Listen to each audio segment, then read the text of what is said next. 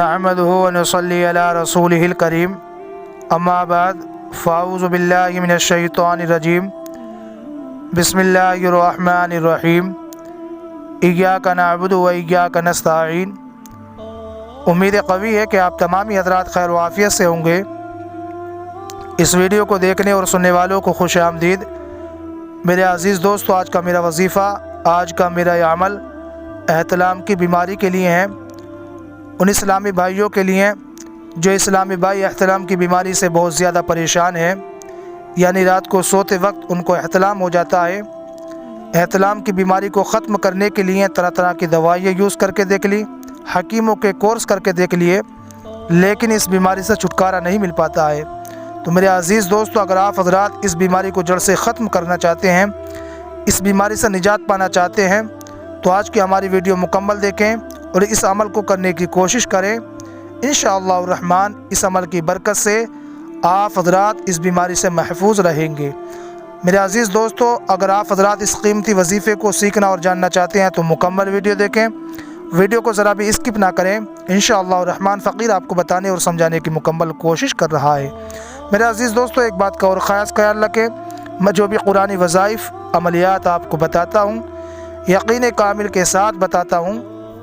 अगर आप हज़रात भी यकीन कामिल के साथ अमल करेंगे तो इंशाअल्लाह रहमान रब्बी क़दीर की ज़ात से उम्मीद है कि आप हज़रात को भी बहुत ज़्यादा फ़ायदा हासिल होगा। चलिए मेरे अज़ीज़ दोस्तों, मैं आपको वजीफ़े की तरफ, अमल की तरफ लेकर चलता हूँ। एक मरतबा आप हज़रात मेरे साथ मिलकर दुरूद पाक पढ़ें।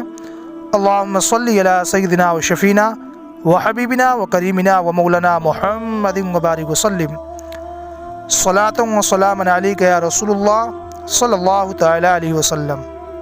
तो मेरे अज़ीज़ दोस्तों, इस बात का ख़ास ख्याल रखना है कि आपको रात को सोते वक्त वज़ू सोना है, यानी वज़ू करके सोना है। आज का हमारा वजीफ़ा अमल बहुत ही आसान है, हर एक इस्लामी भाई आसानी के साथ कर सकता है।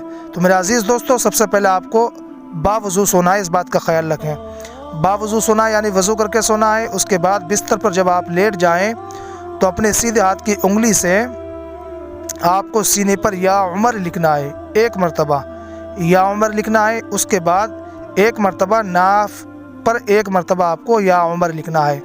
या उमर किस तरीके से लिखा जाता है मैं आपको या उमर स्क्रीन पर दिखाने की कोशिश करूँगा।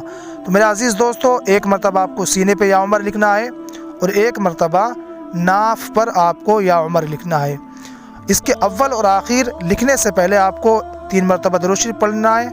आखिर में जब आप नाप पर भी लिख लें तो उसके बाद में भी 3 मरतबा दुरूद शरीफ पढ़ने और अपने सीने पर दम कर लें।